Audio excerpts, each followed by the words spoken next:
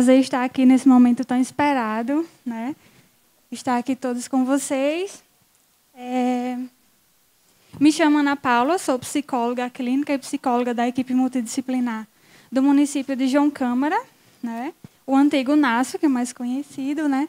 E o nosso relato de experiência se trata de o enlutamento infantil no contexto da pandemia da Covid-19 e a formação do grupo Entrelaços como instrumento de elaboração da perda. Trata-se de um grupo psicoterapêutico, né, com crianças enlutadas em decorrência da morte repentina de um ou mais familiares próximos no contexto da pandemia. Todas as crianças que participaram do grupo estavam em processo de enlutamento, haviam perdido algum familiar muito próximo dentro do período da Covid-19. Alguns tinham perdido um ou mais familiares. As demandas surgiram através dos serviços da rede, Conselho Tutelar, CRAS, CREAS, e demandas espontâneas, né? Então, vocês podem começar a perguntar, mas de onde é que surgiu a necessidade de fazer um grupo terapêutico com tais crianças, né? A gente montou, como os atendimentos presenciais haviam sido suspensos, então a gente começou a montar estratégias de como assistir a população, assistência psicológica, sem que pudéssemos ter esse contato presencial. Então, juntamos todos os psicólogos da rede, fizemos atendimentos por telefone, em plantões psicológicos, mas vocês entendem que para algumas crianças ficava inviável, não dava para a gente atender essas crianças por telefone, né? Então, a gente começou a pensar em um grupo terapêutico assim que reduziu o número de casos da Covid-19 para montar com essas crianças, até porque o Conselho Tutelar chegava, o CRAS, o CREAS, vinham demandas espontâneas também de familiares nos procurar para que pudéssemos dar algum tipo de assistência a essas crianças que estavam em processo de sofrimento. Né? Aqui, como já disse, os atendimentos presenciais haviam sido suspensos. O nosso grupo ele foi formado por 3 psicólogas, houveram 2 idealizadoras, eu, Ana Paula, e Messeli Souza, que também está ali presente. Né? Então, ela é psicóloga infantil, eu sou psicóloga dos adultos do município, e a gente começou a se indignar do que a gente poderia fazer por essa população. Né? Em um dado momento, a gente convidou uma outra psicóloga, que também está aqui presente, que é Larissa Vilar. Idealizamos, levamos o projeto para ela, ela super aceitou e esteve conosco durante as conduções. Tivemos 10 crianças de 5 a 10 anos de idade, 10 encontros semanais de 1h30 cada, durante 2 meses. Inicialmente, tivemos uma anamnese com os familiares mais próximos, 8 encontros com as crianças e uma devolutiva final com os pais. Né? Ou com o outro responsável, já que alguns haviam perdido seus pais também. E vale salientar também que, embora aqui tenham 10 encontros no total, toda vez que a gente montava o encontro com as crianças, a gente orientava os familiares também. Objetivo: prestar assistência psicológica no luto de crianças que se depararam com a morte repentina e recente de um ou mais familiares próximos no contexto da pandemia da Covid-19, com o intuito de desenvolver a consciência emocional e prestar estratégias para conhecer e gerenciar seus pensamentos e emoções dentro do luto, proporcionar aos familiares habilidades para lidar com as formas subjetivas que cada criança manifesta nesse difícil momento de perda. Então, nosso objetivo não era só escutar aquelas crianças que estavam em processo de sofrimento, era também dar algum tipo de suporte àqueles familiares que também estavam em enlutamento e que muitas vezes não sabiam como orientar, não sabiam reagir diante das manifestações psicológicas das crianças. Né?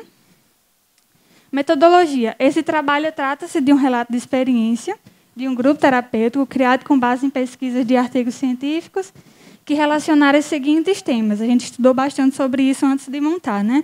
Luta infantil, perda repentina de genitores, intervenções psicológicas em situação de emergência, e impactos na saúde mental após a perda de familiar durante a pandemia. Recursos lúdicos utilizados.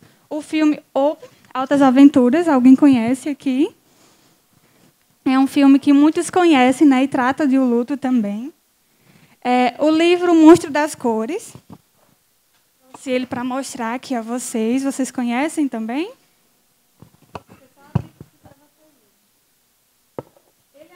Todo, conseguem ouvir assim? Ele é um livro todo ilustrativo. Não? Então, segura aí. Segura para mim, por favor. Ele é um livro todo ilustrativo em que ele traz as emoções todas bagunçadas e que é muito similar às emoções da criança enquanto ela está passando em processo do luto. Percebem aqui que as emoções estão todas bagunçadas, que existem vários rabiscos, várias cores, e é impossível a gente entender o que a gente está passando nesse momento, né? Então, a menina ela vem e vai dando várias propostas de como esse monstro pode separar essas cores. Aqui traz em potinhos, mas a gente sabe que a gente não consegue separar as emoções assim, né? Então, ela traz a metáfora dos potinhos e vai organizando, né? Amarelo é alegria. Azul, cada emoção, vermelho é a raiva, né? Então, ela vai ajudando a criança a entender o que ela está sentindo, até que, no final, ela tem uma emoção aqui que não é descrita no filme, que não é descrita no livro, aliás, né? Então, a criança ela consegue ter a oportunidade de falar sobre o que ela está sentindo, independente do que a gente traz, né? Porque a gente vem com aquela concepção de que a criança não sofre o luto, de que ela não entende a morte, mas ela consegue entender da mesma forma que o adulto, dentro do seu desenvolvimento, dentro da sua idade, dentro de várias outras coisas. Era só isso, obrigada. Então, a gente trouxe vários recursos lúdicos como esse para demonstrar a elas como era que funcionavam as nossas emoções, né? Trouxemos o pote da calma, vocês conhecem? Aquele potinho que a gente coloca água, a gente mistura vários tipos de glitter e a gente bagunça para elas verem que tem momentos que a gente está com raiva, que a gente está irritado e fica tudo bagunçado. Mas com que o tempo vai passando, as coisas vão se acalmando, né? Desenhos livres. Tivemos desenhos assim fantásticos das crianças. Jogo das emoções com cartas. Dinâmicas da bexiga, qual o seu maior medo para o monitoramento de emoções e sentimentos das crianças. Aqui é um dos desenhos livres dessas crianças. Vocês conseguem perceber que existem várias cores aí. E muitas cores parecidas que existiam dentro do livro também. O livro já havia sido trabalhado, né? Todos os desenhos em si tinham mais ou menos essa mesma característica. Essa aqui é a dinâmica do balão. O que a gente fez? Cada criança pegava um balão e ela iria escrever seu maior medo. Essa criança colocou que o maior medo dela era notícias ruins. E durante a pandemia, tudo que a gente recebeu eram notícias ruins. Então, assim, quando eles escreviam, embora a gente estudasse sobre isso, a gente também se impactava, também se emocionava com esses relatos, né? Tiveram 2 crianças que também colocaram medo da morte, medo de sapo, eram coisas bem aleatórias, né? Esse aqui é o potinho da calma, que eu já citei. Né? Resultados. Participaram até o fim do processo 9 crianças, das 10 com apenas uma desistência. Uma das maiores dificuldades encontradas na maioria das crianças, intensificada sobre a possibilidade real de novas perdas, foi a ansiedade de separação. Né? A ansiedade de separação é aquela ansiedade muito parecida com a criancinha, quando ela é novinha. Quando os pais saem de perto, ela não começa a achar às vezes, que os pais não voltam mais, que eles deixaram de existir, aquela questão do desamparo. Então, a ansiedade muito parecida quando ela perde algum familiar, né? E por que a gente se deparou com essa dificuldade? Imagine, no período aí que existiu várias mortes, perdas recentes, a gente formar um grupo com várias pessoas desconhecidas. Nós, as 3 psicólogas eram desconhecidas. As crianças também eram, né? Então, precisava que os familiares ficassem do lado de fora sem ouvir o que a gente estava falando, mas eles precisavam ver. Se eles saíssem, era um chororô, eles não conseguiam ficar, pediam para se retirar, ficavam olhando o tempo todo.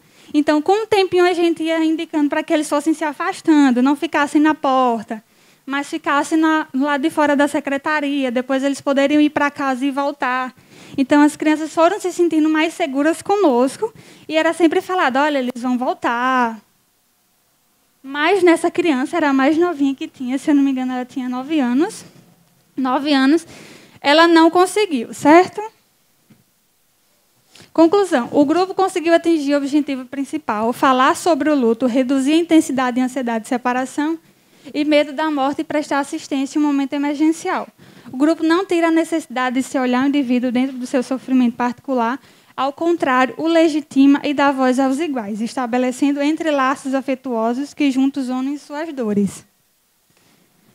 E esse aqui é um dos poemas que fundamentou o nome do Entrelaços, né? Aqui são as 3 psicólogas, eu, Merceli, Larissa aqui no meio, a recepção e os desenhos das crianças. as nossas referências. E é isso.